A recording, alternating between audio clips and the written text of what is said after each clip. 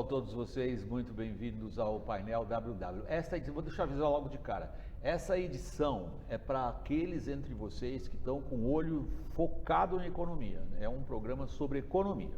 A ideia deste programa sobre economia é explorar cenários, o que vai acontecer aí nesse nosso espaço econômico, com a que parece, bom, não vou dizer garantida, mas enfim, a tramitação da reforma da Previdência na Câmara dos Deputados já cumpriu sua parte, está no Senado.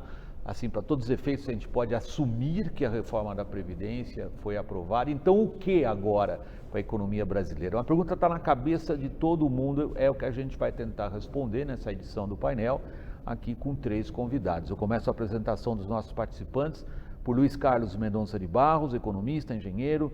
Ele presidiu o BNDES, foi ministro das Comunicações, ele está lançando agora a marca LCMB Experience. Ela tem análises a partir do processo histórico no Brasil e no mundo. Está conosco Zeina Latif, economista-chefe da XP Investimentos. O terceiro participante da nossa roda é Luiz Alberto Machado, economista, assessor da Fundação Espaço Democrático. O público tem uma pergunta simples na cabeça, Carlos. Como é que você começaria a respondê-la? Agora que está aprovada, assumindo, a reforma da Previdência, nós temos aí um caminho aberto para um monte de reformas, a economia entra numa fase mais auspiciosa do que vimos até aqui nesses 7, 8 meses de governo Bolsonaro, ou não? Olha, são 2 questões separadas que se unem para poder responder a sua pergunta. Eu acho, por exemplo, está aprovada a reforma da Previdência e, não sei, para minha surpresa, de uma forma muito mais tranquila do que você esperava. Eu vivia a tentativa do Fernando Henrique de reformá-la lá atrás, era um pau puro, de todo mundo, não era só do PT. Dessa vez, ao longo dos meses, foi se construindo uma maioria de 60% da população. Isso não é pouco, né? E isso reforça uma ideia que eu tenho, da minha experiência, de que a sociedade brasileira ela chega muito perto do precipício, certas vezes. Aí seria o precipício fiscal. Aqui seria um outro tipo de precipício. Mas no precipício ela ganha uma capacidade de reflexão e de aceitar as medidas propostas pelo governo muito grande. Eu vivi o Plano Real. O Plano Real, hoje é uma maravilha, mas à véspera ninguém tinha certeza como é que a sociedade ia reagir à tal da URB, que é uma coisa complicada. Vamos adiante então. Eu vou colocar a Zeina e o professor Machado, é o meu basqueteiro favorito, ele joga basquete. E na roda, eu também joguei, então me surpreendo. E aí a gente volta para essa questão que você levantou. Na primeira intervenção do Luiz Carlos Mendonça de Barros, me chamou a atenção a frase dele: a sociedade brasileira formou, ele não falou a palavra que eu estou colocando, formou um consenso imediatamente antes de cair num precipício do desastre fiscal. Digamos, assumindo que você tem a mesma forma de encarar esse fato político desta semana, que perspectivas se abrem agora? Olha, eu acho que eu tenho uma visão mais conservadora. Eu acho que a gente teve um Congresso que teve um papel essencial, o tal Centrão, né? Teve um papel essencial para segurar esse touro aí pelo chifre, porque a gente viu, de fato, protestos que chegaram a defender reforma, a gente viu pesquisas sinalizando isso, mas conseguir aprovar no Congresso é que era a grande questão, né? Eu fiquei surpresa com a manifestação, com as manifestações populares, mas a grande questão é o Congresso. Governo, né? A grande questão é o Congresso, sendo que os governadores não tiveram uma postura de apoiar. O governo também não ajudou, então a gente dependeu muito desse protagonismo do nosso legislativo. E ainda que tenha sido uma reforma, e eu também me surpreendi, eu tinha receio de demorar mais e sair ainda mais desidratada, é importante lembrar que tem pontos ali que preocupam ainda, como o mais importante deles, os estados e municípios não estarem... A gente né? vê isso, que Bom, nós vamos tratar dela no Senado. Isso dito, dado que esse ajuste, dado que essa reforma da Previdência, ela apenas no nível federal, na União, apenas para deixar tudo como está, para que os gastos com Previdência, como proporção do PIB, fiquem estáveis nos próximos anos, ou seja, não existe economia de recursos, existe em relação ao que seria sem reforma, né? O quadro fiscal nosso é muito grave. Então, esse assunto fiscal vai nos perseguir ao longo de muitos anos ainda. Este mandato presidencial ainda vai ser com muita dificuldade de cumprir metas, com a necessidade de novos ajustes fiscais, dificuldade de cumprir, né, essas regras de ouro, regra de teto e dívida pública crescente. A gente volta a isso, Zeina. Aliás, só reforçando o que você disse, a primeira declaração do secretário do Tesouro, no dia seguinte à aprovação da reforma da Previdência foi: nós vamos ter que gastar mais 40 bilhões com Previdência. A gente fez um monte de coisa para ficar como está. Luiz Alberto Machado, que perspectivas se abrem com a aprovação da reforma da Previdência? O que você disse para o público que diz, durante todos esses meses, foi bombardeado com um noticiário que dizia: sem a reforma da Previdência o país acaba. Não acaba. Acontece o quê? Ela era necessária, mas não suficiente para o país retomar o crescimento de uma hora para outra. Tem uma agenda de reformas ainda em aberto. Acho que a próxima, ao que tudo indica, é a reforma tributária, que também está vinculada a essa questão fiscal que a Zeina levantou e que é fundamental. E o que eu vejo no caso da reforma tributária é alguma coisa um pouco diferente da reforma previdenciária. Na reforma previdenciária você tinha, de início, muita gente contra, declaradamente contra. A reforma tributária é enganosa, porque ela é um falso consenso. Se você perguntar para 100 brasileiros, precisa de uma reforma tributária? Você vai ter 100 respostas que sim. Do jeito que está, não dá para ficar. É um unicórnio fiscal. É um cipoal tributário, que é uma confusão que é ruim para todo mundo. Mas esse aparente consenso desaparece quando você entra um pouco mais no detalhe. Que tipo de reforma tributária você acha que é necessária? Quem está na União quer um tipo, quem está nos estados quer outro tipo, quem está no município quer outro tipo, quem é exportador quer um tipo, quem é importador quer um tipo, quem é consumidor quer um tipo. Aí começa a ver que não tem consenso nenhum. Então vai ser uma disputa muito grande de novo. Aparentemente, o único consenso claro é que precisa simplificar.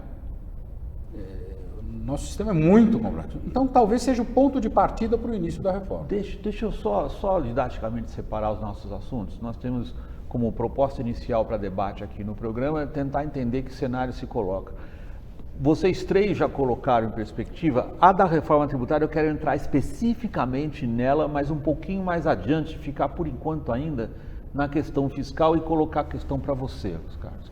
A Zeina foi muito enfática em dizer, olha, a questão fiscal está longe de ser resolvida. O que nós conseguimos foi, digamos, no perfil do crescimento da dívida pública, mantê-la mais ou menos no horizontal, olhe lá com otimismo, e que nós estaremos sempre sob o jugo das considerações fiscais. É esse o seu cenário também? Não, olha, primeiro eu aprendi na minha vida, algum tempo do lado do governo, não buscar o ótimo, certo? Por quê? Porque é uma sociedade muito complexa, certo? E exatamente a função dos políticos e dos técnicos que trabalham com os políticos é achar um espaço onde você possa progredir. Você vê, a hiperinflação, 25 anos, até você chegar num estágio de dor na sociedade, certo? Que um homem com a coragem que teve, resolveu. De certa forma, com a Previdência aconteceu uma coisa. Ela dá muita força ao Centrão, mas o Centrão teve o comportamento dele porque tinha apoio da sociedade.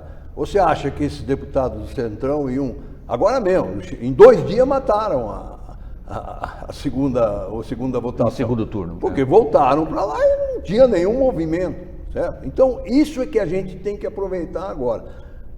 Há um espaço, a sociedade deu um espaço para esse governo de caminhar numa direção diferente na condução das reformas e da política econômica. Quer dizer, nós temos hoje um governo, com mandato, dependendo das críticas que se tenha, e com uma linha de condução na política econômica nova. Nós vamos testar isso, e aí nós temos que ter um pouco de vamos dizer assim, paciência com a coisa. Acho que a reforma tributária ela vai ser muito mais complexa e ela vai frustrar, porque na cabeça de todo mundo, dos empresários, vai haver uma redução dos impostos. Não vai haver uma redução dos impostos, porque a carga tributária que nós temos hoje, ela é derivada da Constituição que nós temos hoje. Não se chegou nessa carga tributária de 34%. Eu volto a isso. Eu volto a isso. Zena, explorando a linha de raciocínio que o Luiz Carlos Mendonça de Barros acabou de propor, há um consenso, como ele descreve, de uma sociedade que fornece um momento histórico, aí as palavras são minhas, ao governo, de atacar a questão fiscal. O que teria que ser feito? Olha, na questão fiscal, como eu coloquei, a gente tem uma reforma da Previdência para a União. Não há dúvida que vai ser necessário completar o esforço, fazer o ajuste dos estados e municípios.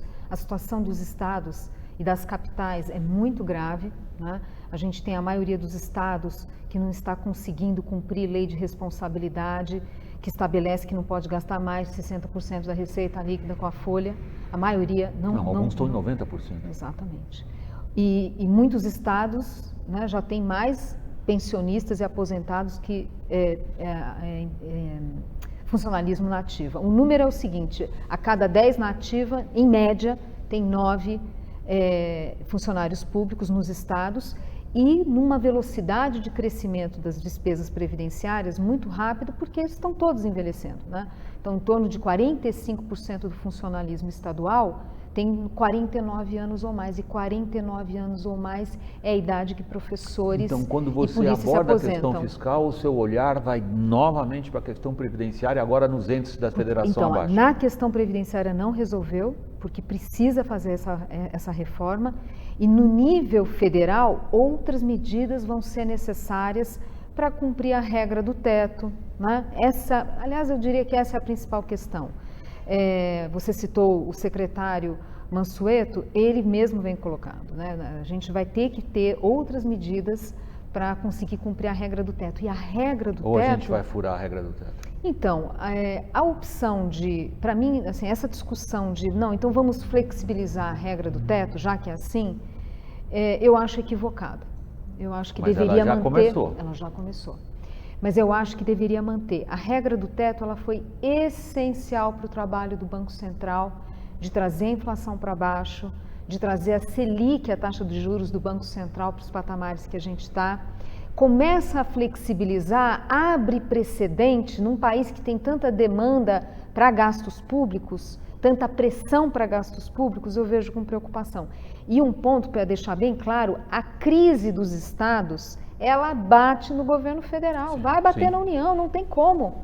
Já é discussão de lei Candir, pode acabar desconfigurando o tal plano de recuperação do Mansueto. Tem Você está falando do plano de recuperação fiscal dos estados. Isso, que está para sair mais um, né? A Diferente. lei Candir é um desentendimento já de décadas entre os entes da federação sobre quem tem direito aos incentivos no caso de exportação. Exato, obrigada. E vai dar dor de cabeça, e tem uma preocupação aqui, que é a postura do nosso judiciário.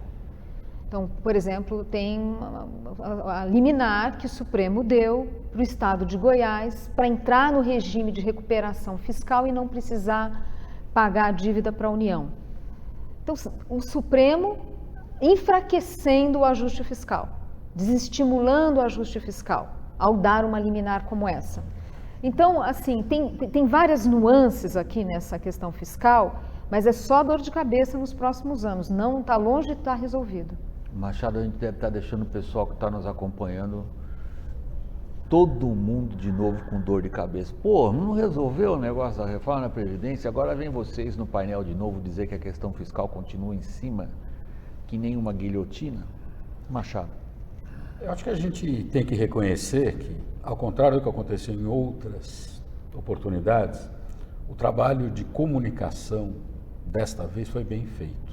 Então, é verdade que conseguiu angariar o apoio crescente da população para a reforma da Previdência. Mas aqui, desculpa, no governo anterior, a Justiça mandou suspender a propaganda da Previdência. Concordo, mas então, veja bem, a vida, né? nesse ponto... Mas também se atrapalha a vida de todo mundo, você entende? Dizer, houve um processo assim, de penetrar na sociedade, nos vários segmentos da sociedade, desse tipo de preocupação. Sim. Tanto que Preocupação com a questão fiscal. Com a questão fiscal, mas numa sociedade como a nossa, é assim que a coisa evolui. Não adianta, o pessoal do mercado financeiro, que é muito ansioso, eles querem colocar as coisas como se fosse possível de atropelar um processo de convencimento democrático que nós temos.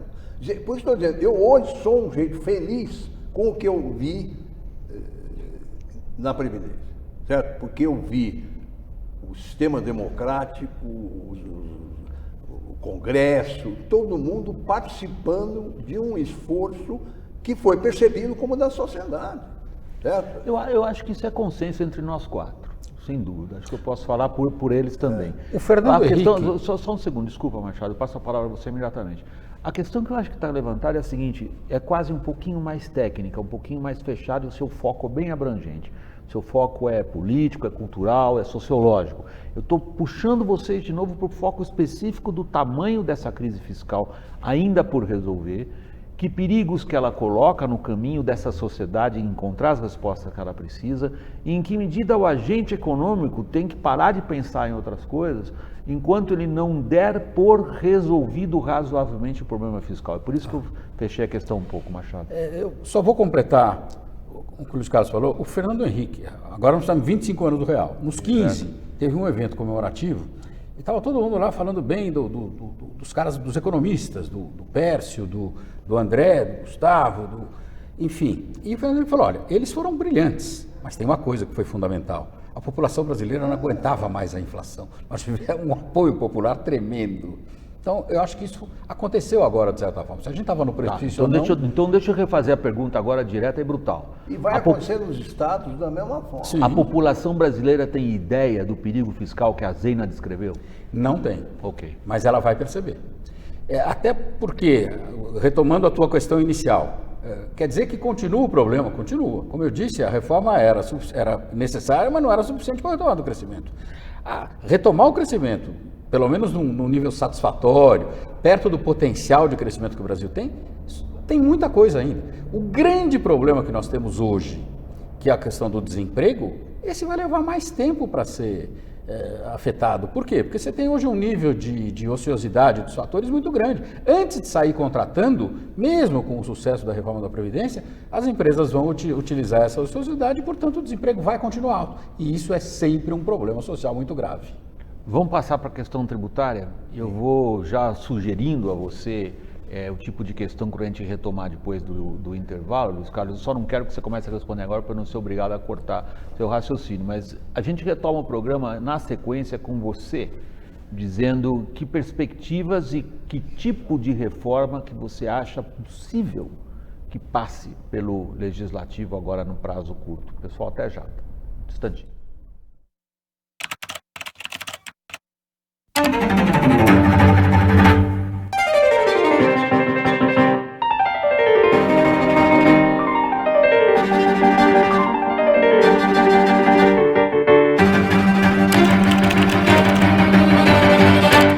Não procure doença, procure saúde. Na Amil, você tem orientação por telefone 24 horas por dia. Amil, cuidado certo para você viver o seu melhor. Pessoal, de volta ao painel WW. Luiz Carlos Mendonça de Barros, que tipo de reforma tributária você acha que passa? Olha, eu sou pessimista se o objetivo da reforma tributária for reduzir a carga tributária, que foi a maior da nossa história, 35%. 35%. Por quê? Porque não vai. Eu dou um exemplo para isso. Trouxeram o IVA com uma mudança importante, substitui vários impostos e taxas, né? Quanto é o IVA? 30%. Isso é a prova de que a nossa carga tributária ela é excessiva por outras razões. Eu não conheço o IVA de 30%. Nem sei como é que funcionaria. Por quê? Porque existe... Na Europa varia entre 17% e 23%. mas nunca vi 30%. Né? E ainda tem problema, né? Porque vai sobrar uma série de impostos. Por quê? Porque a minha convicção é que está na Constituição, quer dizer, a carga tributária, ela evoluiu, ela foi 22%, 23%, que é uma carga tributária normal de uma economia como a nossa. E ela foi subindo. Eu vivi 8 anos do Fernando Henrique que foram fazendo isso. Por quê? Porque todos os gastos obrigatórios da Constituição, elas foram começando a rodar e a ser implementado. E a Receita Federal foi chamada a dizer o seguinte, olha, se vira, né? Porque nós precisamos aumentar a carga tributária. Os impostos tradicionais que estão na cabeça de todo mundo levaram até 26, 27, 28. A partir daí, e eu me lembro de um secretário da Receita que dizia, a partir daí tem que assaltar o contribuinte, porque... Que é como o contribuinte se sente Então, hoje. essa é a armadilha. Então, o que existe é que este processo de construir esse excesso aí de 8% do PIB, ele foi caótico e foi criando armadilhas adicionais.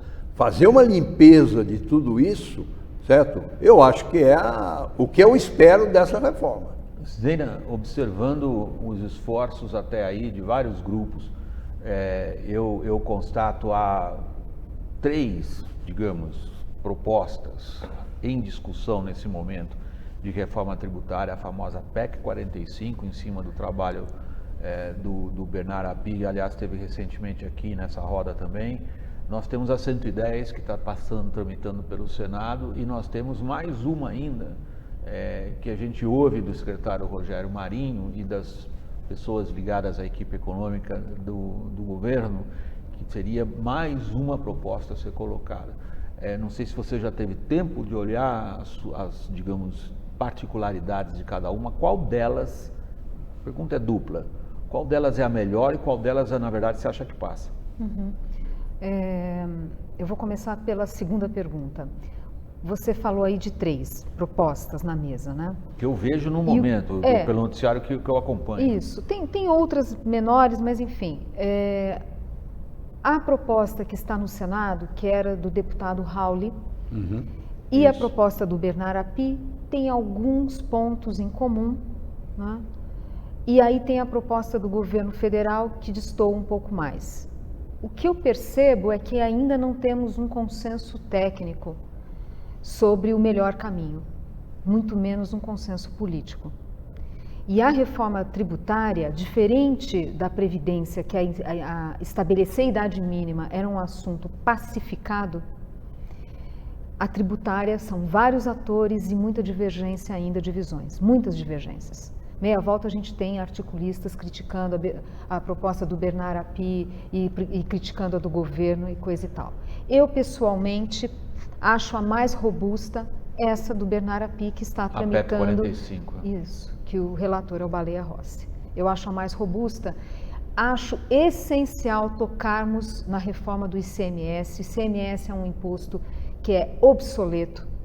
Se antes os governadores tinham medo de tocar nessa ferida, hoje estão quase implorando para reformar o ICMS, porque ninguém está feliz com ele. É um imposto que perde base de arrecadação, né? Não tem base de arrecadação crescente, quer dizer, porque é um imposto que foi mais desenhado para uma economia industrial e não de serviços. Então, quando a gente olha a arrecadação do ICMS como proporção do PIB, ela cai, deixou de ter capacidade de arrecadar, alimenta a guerra fiscal que no passado ninguém queria abrir mão, mas hoje os governadores, por causa dos gastos crescentes com previdência, estão desesperados, precisam diminuir, diminuir os incentivos fiscais, Ou voltar... seja, a guerra dentro do CONFAS. Exatamente. Agora, ninguém quer mais. Ninguém quer mais, né? Porque agora é o momento de desfazer esses incentivos e não o contrário. Então, eu vejo como uma janela, esse termo é um pouco, enfim, mas eu acho que tem uma janela de oportunidade para fazer essa discussão com os governadores.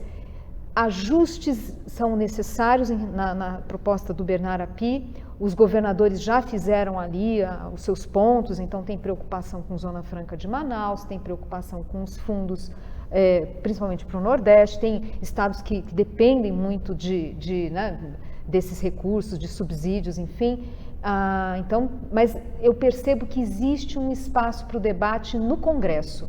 O que não está claro é qual vai ser o projeto que, de fato, o governo federal vai abraçar, porque, sem querer me prolongar, o Marcos Cintra, secretário da Receita, fala uma coisa, o Bolsonaro fala outra, o Paulo Inclusive, Guedes... mencionando um novo imposto sobre transações Paulo financeiras. Guedes, que é um ministro muito pragmático, fala pode ser que sim, pode ser que não. Então, não vejo ainda esse assunto redondo do ponto de vista técnico.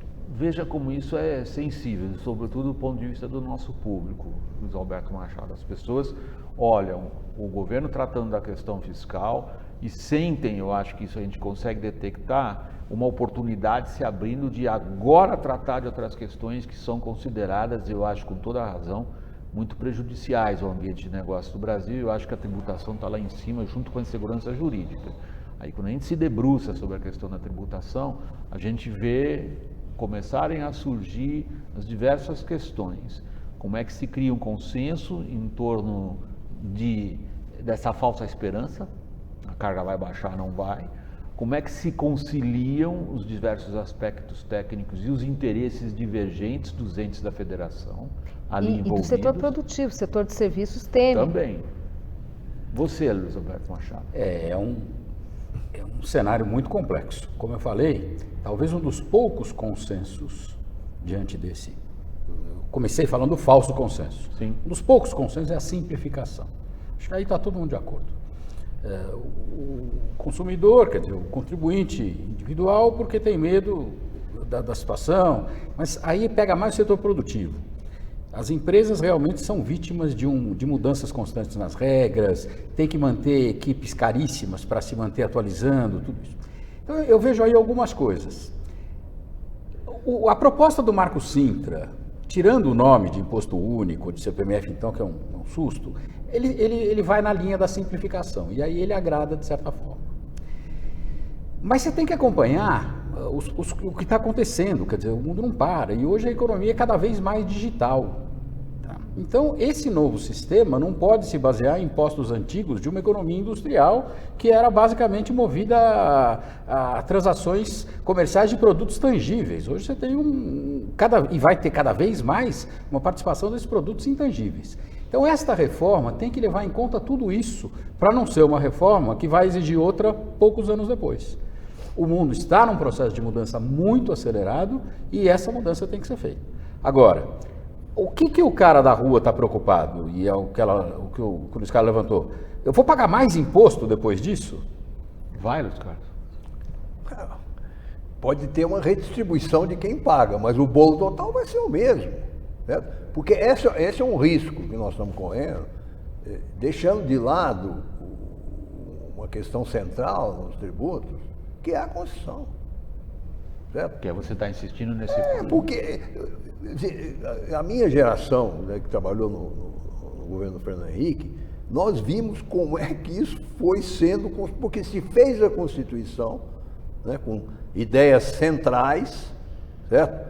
Com as obrigações muito bem definidas, do ponto de vista do que o governo devia fazer, com o judiciário cobrando que isso fosse implementado, e lá na Receita você vendo os gastos crescendo constantemente. Por isso estou dizendo, a Receita fez um trabalho que foi o trabalho de, ó, tudo bem, se eu tenho a fazenda de um lado dizendo que precisa ter primário, né? Se eu tenho a justiça de outro lado dizendo que educação é um direito, a saúde é um direito, certo? Quem fechou essa conta? Foi a Receita criando aí impostos tipicamente nossos. O Zeira, ele está abordando um aspecto importante do ponto de vista da política também. Em que medida que uma reforma tributária, você deu um tour do horizonte pelos vários projetos, em que medida que isso mexe positivamente ou não com a questão fiscal? Olha, eu concordo com o Luiz Carlos, hoje não tem como ter redução de carga tributária. O benefício dessa reforma tributária vai ser simplificar, reduzir cumulatividade. Bom, isso reduz custo para o empreendedor ou para quem paga imposto, por exemplo, ok. É um custo que sai. Certo. Essa agenda é uma agenda que ataca o tal custo Brasil. Uma parcela, claro, uma parcela. E o risco jurídico. Porque muitos desses impostos foram, eu participei de, foram construídos com o cara falando, olha, aqui vai ter um questionamento. Não, vamos para frente. E foi para frente. Então, a questão da segurança jurídica num novo sistema tributário é fundamental. Da mesma forma como está essas medidas provisórias aí da liberdade econômica. Eu vou chegar nelas no terceiro ponto. Eu vou lá. Bom, mas então é simplificação, reduzir cumulatividade, esse imposto sobre o valor agregado, ele reduz cumulatividade, que é algo que penaliza muito a nossa indústria. Hoje a gente já nem sabe que setor a gente poderia ser competitivo ou não por causa dessa estrutura. A questão da insegurança jurídica é muito grave. O contencioso tributário no Brasil, só na União, é 12% do PIB. Se eu tiver que chutar, quando inclui o contencioso do ICMS, bobear, a gente está falando aí... vai terminar nos escândalos do CARF. Bobear, a gente está falando aí de 50%, sei lá, do PIB, somando tudo. Quer dizer, é uma coisa muito pesada. Tem muita empresa que hoje tem mais contencioso do que patrimônio e não vão pagar. Empresas que já não têm mais condição de honrar os seus... Similar ao que aconteceu com a Previdência. Essa simplificação e mesmo a redistribuição eu citei o caso do ICMS, você redistribuir esse imposto, reduz a carga tributária para a indústria, aumenta para serviços, que paga menos imposto que a indústria. O setor de serviços, por isso, é claro que se assusta, né? É legítimo até, mas o ponto é que isso tende a trazer maior eficiência no sistema e é um fator que ajuda aí nessa agenda de redução de custo Brasil. Tudo dando certo, é mais PIB, o próprio Bernard Api sempre fala dos cálculos dele, do quanto essa reforma poderia trazer em termos de potencial de crescimento, e que é claro que isso com o tempo tem repercussão na própria arrecadação. O país cresce, a arrecadação cresce. Sim, aí você faz a ligação com a questão fiscal. É lá na frente, não é para já. Mas dar essa racionalização e tirar um pouco a pressão no setor produtivo é essencial. Deixa eu agora fazer a pergunta diabólica. É em cima da reforma tributária que quem está preocupado com o custo Brasil e arrancar a economia brasileira devia se preocupar nesse momento ou não, Machado? Eu conduzi a conversa como se fosse óbvio. Reforma da Previdência e reforma tributária. Ou eu, por exemplo, estou colocando isso numa ordem equivocada na sua avaliação? Não, eu acho que a sequência é lógica, também estou de acordo. E aí a gente fica tentando separar as coisas com paredes. Não dá. O Luiz Carlos estava tentando juntar isso daí com a questão da reforma da liberdade, lá da MP da Liberdade, a 881. Que é uma medida provisória que vai caducar dia 27. Terça-feira ela deve ser votada já, porque ela está com o prazo limitado lá para o dia 27. Então ela tem um tempo de tramitação muito curto. Nesse ponto, aliás, é uma coisa que tem menos manchete nos jornais, porque as questões macro ganham preferência, principalmente a questão da reforma da Previdência, que estava na ordem do dia. Mas nessa questão micro, eu acho que a ação do governo vem sendo até mais positiva, porque não depende tanto de aprovação no Congresso, e você tem tido algumas mudanças importantes que melhoram o ambiente de negócios, que é um dos fatores que emperram hoje o Brasil. Quer dizer, a nossa classificação nos rankings internacionais são lamentáveis. Não é em relação aos países desenvolvidos, é mesmo em relação a países emergentes e nossos vizinhos da América Latina. Nós temos desestímulos à produção, desestímulos à exportação. Então, acho que nós estamos entrando nesta fase. Quer dizer, todo o empenho foi com a reforma da Previdência até agora, e o governo vai se debruçar agora sobre isso. Essa combinação das mudanças micro mais a reforma tributária, aí sim que vão ter um aspecto muito importante na retomada do crescimento. Que papel você atribui, Luiz Carlos, a essa MP da Liberdade Econômica, como ela foi batizada, na melhoria do ambiente de negócio no Brasil e na redução dos custos? Ou como é que você avaliaria? Estou fazendo o papel do advogado do diabo. São medidas cosméticas que, no fundo, não trazem o que as pessoas esperam que aconteça. eu tenho até um pouco de culpa no que eu vou falar, mas o ambiente de negócios que temos no Brasil hoje, que é fruto aí de 20 ou 30 anos, né, de uma construção ou desconstrução sistemática, certo? É hoje uma questão absolutamente central que a gente tem que ver. Nós temos que escolher que ambiente de negócio que nós temos. Nós temos hoje uma mistura de socialismo com intervenção, com liberalismo, que foi aonde a sociedade caminhou nesse período todo. Hoje nós temos uma coisa diferente, que é um governo claramente com uma linha ideológica clara. É um ministro da Fazenda que é um sujeito que tem lá tudo o que ele acha que tem que fazer está na cabeça dele, porque ele sempre foi isso. Então, é um momento para que a gente possa realmente começar a mexer no tal ambiente de negócio. Mas o ambiente de negócio tem na minha opinião, tem dois blocos. Tem um bloco ideológico, certo?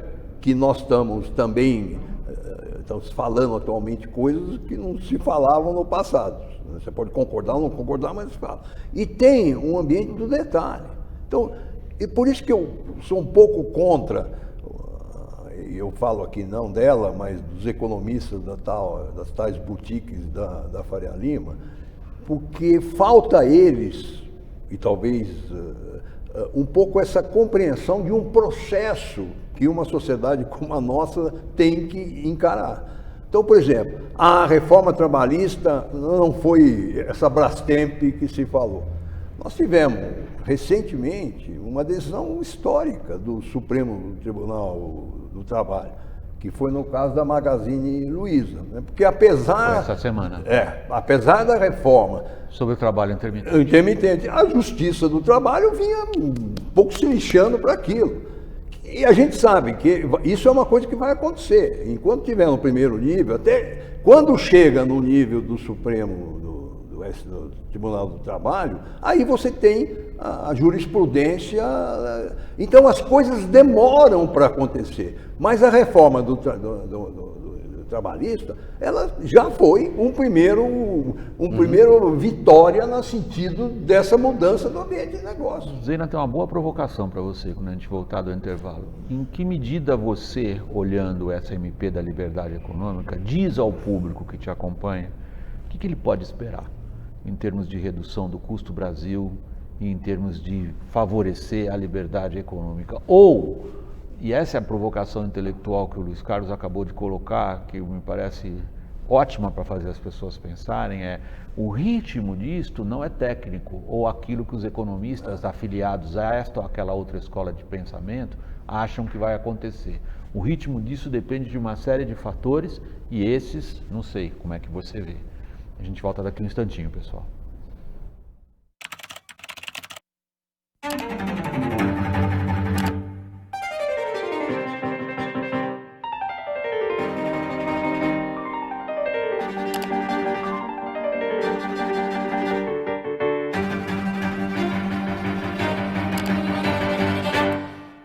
Não procure doença, procure saúde. Na Amil, uma equipe de saúde acompanha o seu cuidado. Amil, cuidado certo para você viver o seu melhor. Pessoal, de volta ao painel WW. Deixa eu resumir bem a pergunta. Às vezes eu vou fazendo a pergunta, eu vou formulando demais. É o seguinte, o pessoal que está acompanhando a nossa conversa, a gente falou aqui, MP da liberdade econômica vai caducar, o interesse é reduzir o custo Brasil, é favorecer a liberdade econômica. Essa esperança é real? Olha, o governo enviou essa MP, eu não vejo ali muitos esforços dos técnicos de irem lá explicar para os deputados, eu sinto que ela ficou um pouco mal amparada ali. Largaram ela meia órfã, né? Então, por isso, assim, eu entendo esses discursos e eu defendo isso sobre a maturidade da sociedade, mas os caminhos no Congresso são mais complexos. O ponto é que o relator, o deputado Jerônimo, ele vem abrindo o leque e a gente não sabe ainda... Ele colocou algumas coisas dentro da MP original. Algumas positivas. São relativas, por exemplo, à relação capital-trabalho, por exemplo. Exatamente. Tem vários itens ali que vão desde construção de torre de telefonia, passando por a costureira não precisar da licença, enfim. medidas que beneficiam startups, assim, é uma miríade de medidas ali, então a gente ainda não sabe o que vai vingar, né? Até porque é uma preocupação que eu tenho, se abre demais o leque, o debate fica mais difícil, às vezes é melhor, menos, às vezes é mais. Agora, independentemente disso, independentemente e tem alguns temas que de fato são pouco relevantes, tem de tudo ali. Mas independentemente disso, William, eu acho que um ponto que a gente precisa entender é o seguinte: o Brasil ficou 10 anos sem fazer reformas estruturais, foram retomadas no governo Temer. O nosso potencial de crescimento hoje, nosso cálculo na XP, não é mais que 1%. Na média do governo Fernando Henrique, Lula era 3,5%, ou seja, dada nosso parque produtivo... Você está falando do PIB potencial. O potencial, o quanto a gente pode crescer, dada a nossa infraestrutura, nosso parque produtivo, o nosso capital humano, a tecnologia do país. Não é mais que 1%. Foi muito tempo sem fazer reformas e no governo Dilma nós tivemos muitos retrocessos. Não tem bala de prata. Não tem bala de prata. É importante a gente ter essa clareza, porque o país vai ter que ter muita perseverança nos próximos anos. Não é uma reforma ou outra. A gente começou com o Temer, terceirização, reforma trabalhista, mudanças na parte do pré-sal, TLP, TEC do teto, enfim, fomos avançando. Reformas super importantes. Agora sai a Previdência. Tenho convicção que sai alguma coisa da tributária, não sei o que ainda. Mas a gente vai ter que ter anos pela frente.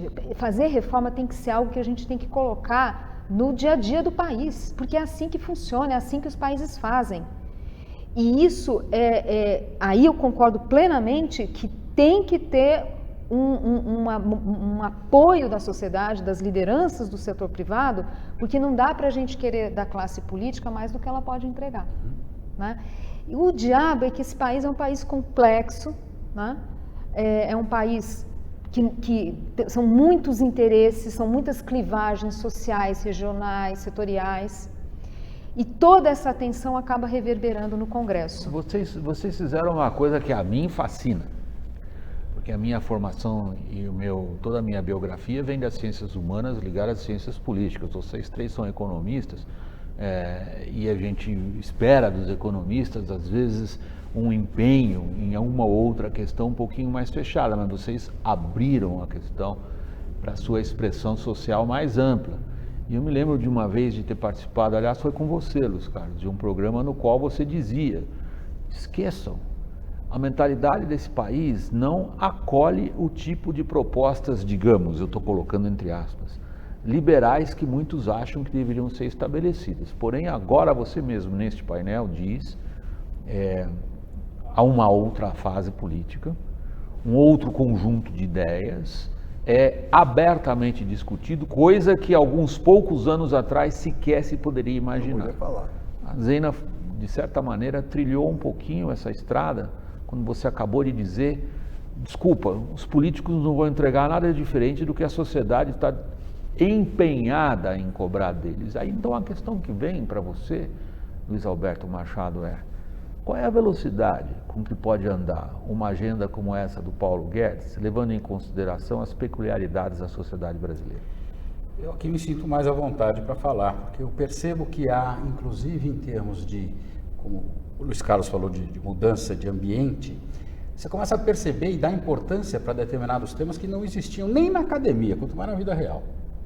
Eu que militei muito tempo na área de pensamento econômico, eu vejo hoje muita gente preocupado, explicitamente ou não, com questões institucionais.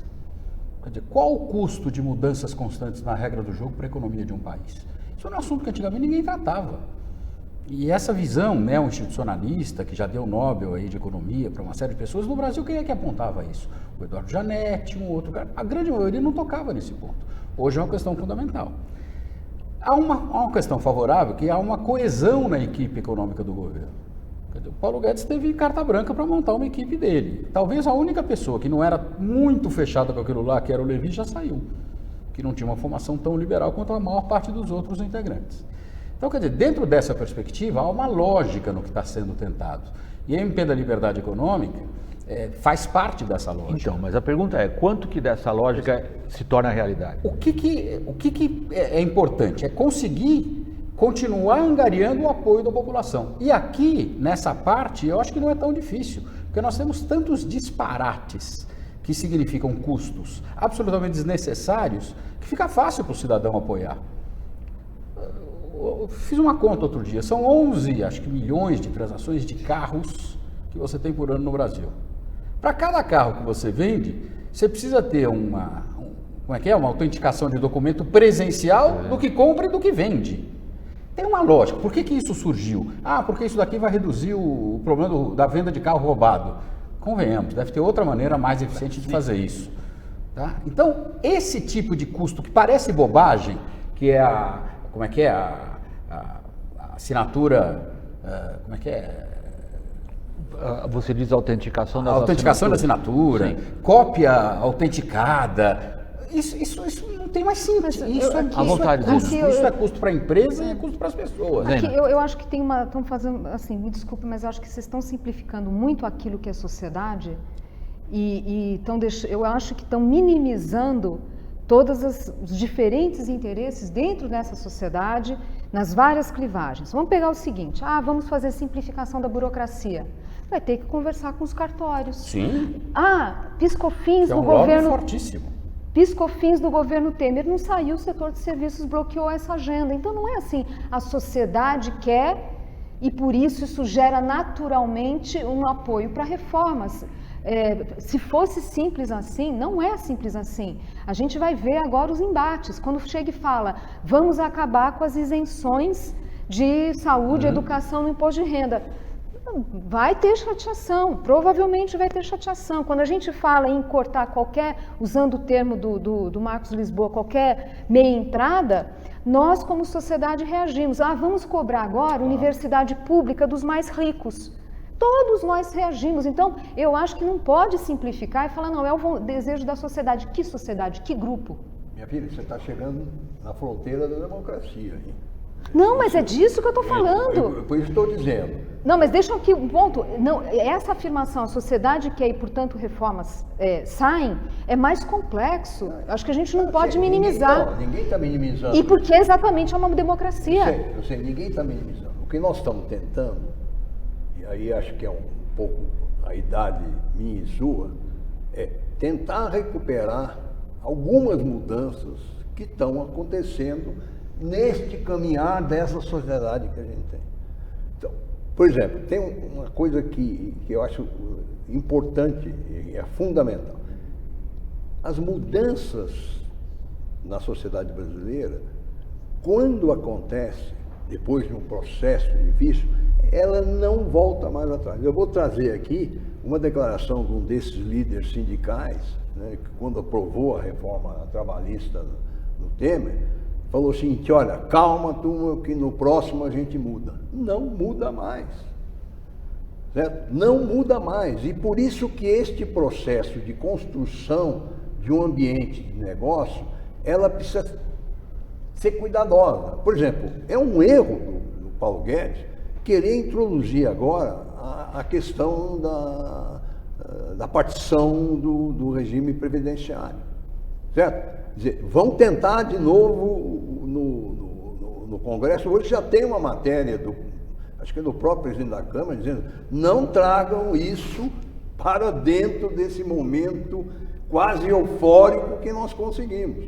Então, este é um exercício que é um exercício difícil de fazer, que é exatamente no que ela falou. O que a gente não provoca de uma forma mais radical dentro da sociedade e o que a gente tem que realmente bater o pé. Por exemplo, na Previdência se bateu o pé. Então deixa eu colocar uma última questão para vocês, para encaminhar para o final do programa. Se há algo que foi uma proposta defendida com muita ênfase pela equipe do Paulo Guedes, é a ideia das concessões e das privatizações, considerada, aí é um pouco de opinião minha, considerada até com um pouco de exagero, eu acho, como uma salvação da questão fiscal por um lado, ok, mas ela apareceu em várias das propostas oficiais. Se eu conseguir me desvencilhar de ativos estatais, eu vou resolver 2 problemas, o da despesa e o da arrecadação, e ao mesmo tempo atender a todos os postulados doutrinários e ideológicos, mas muito mais, era a ideia de envolver todo mundo na liberalização de mercados, como por exemplo de energia, onde nós temos essas 2 coisas ligadas. Que chances isso tem de andar, Zena? Esses temas todos? Olha, quando a gente... são vários. A pergunta é bem aberta. É bem aberta. Eu sei.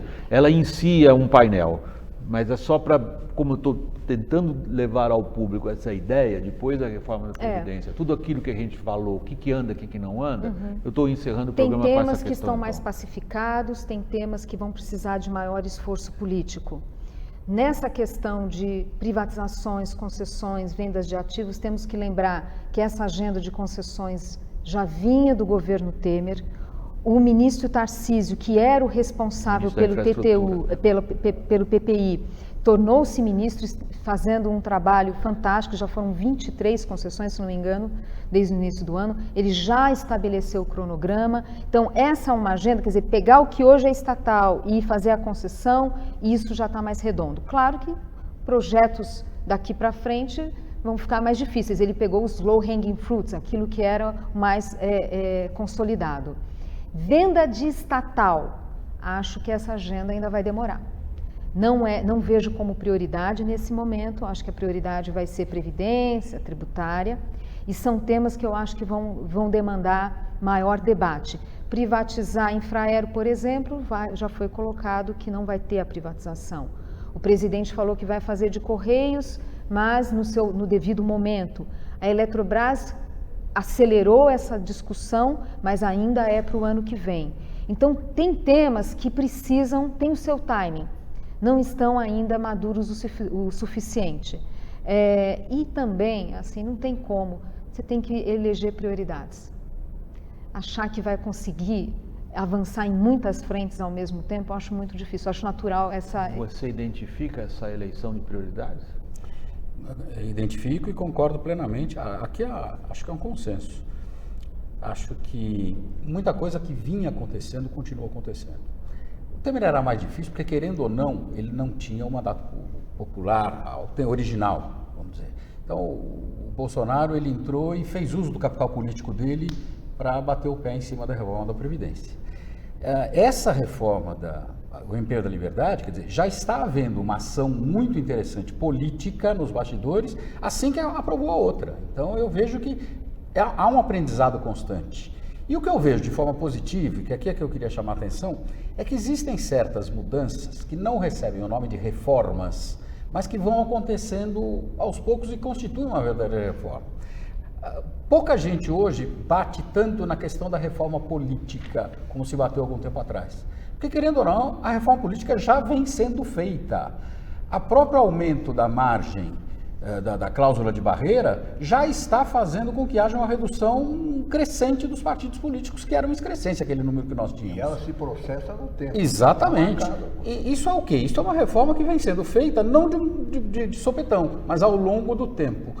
E como eu acho que a Zena tem razão, querer sonhar a essa altura com um crescimento de 3,5%, 4%, como houve no governo Fernando Henrique, Lula, ou até mais em períodos anteriores, é sonho, porque os problemas são muito graves, a falta de ações durante muito tempo foi muito prolongada. Vamos acreditar nessas pequenas mudanças que vão tendo um efeito muito importante e poderão ser, não no curto prazo, não de uma hora para outra, a saída para uma retomada de um crescimento um pouco mais saudável no Brasil. Opa! Está indo o copo com água aí, então, para encerrar, no caso. Agora vai. Olha, você vê, privatizar a BR Distribuidora, alguém falou alguma coisa? Foi alguma notícia, alguma coisa? Não. Simplesmente... Não, foi bem documentado. Não, eu sei, mas teve debate, teve... Não teve como teve na época das suas privatizações. Não teve, porque eu acho que a questão... a rua para impedir. A questão da privatização hoje é uma coisa natural. Certo? A sociedade não é mais... E nós temos aí um grande trabalho do PT e do Lula. Né? A sociedade hoje não tem mais o viés que teve na nossa época. certo? Então, eu acho que você tem uma ressaca natural do período do Lula, né, com um governo, com um discurso liberal, e a sociedade está começando a se acostumar com isso. Né? Então, isso é uma coisa que vai acontecer naturalmente. Só tem um problema, nós precisamos preservar esse tipo de estrutura de governo, certo? Com um tempo maior, para dar tempo de que as coisas penetrem dentro do tecido econômico, né? Zeina e Machado, brincadeirinha no final, vai agora. Olha, eu acho que o país tem passado por testes importantes de maturidade, mas lembrando que antes disso quebramos o país. E o tamanho do desafio, portanto, é enorme. Ficarmos muito tempo crescendo muito abaixo do mundo, muito aquém do mundo, o mundo cresce 3,5%, a gente não vai atingir isso rapidamente, Não chega nem a 1%. é extremamente preocupante. Nós temos uma parcela da sociedade em sofrimento, nós temos uma parcela dos nossos jovens, que é uma geração perdida. Então, por isso que eu falo dessa perseverança nesses próximos anos, até porque todas essas reformas que a gente conversou aqui, a maioria delas só tem impacto lá na frente, não vai ser agora. Então, eu acho que assim, é o copo meio cheio e meio vazio. O tamanho do desafio vai exigir perseverança. Uma frasezinha, agora vai? Tem que aproveitar o momento positivo, ainda que os números não reflitam isso, para avançar nessas reformas, macro e micro. Aí é o caminho que temos à mão. Não dá mais para sonhar, não dá para sonhar com mais do que isso. Pessoal, estou terminando essa edição do painel. Queria aqui agradecer aos nossos participantes, começando por Luiz Carlos Mendonça de Barros, economista, engenheiro. Ele presidiu o BNDES, foi ministro das Comunicações e acabou de lançar agora a marca LCMB Experience, com análises a partir do processo histórico no Brasil e no mundo. Meu muito obrigado a Zeina Latif, ela é economista-chefe da XP Investimentos. E em terceiro lugar, meu obrigado a Luiz Alberto Machado, economista, assessor da Fundação Espaço Democrático. E meu especial agradecimento a você que nos acompanha. Até o próximo programa, pessoal. Tchau.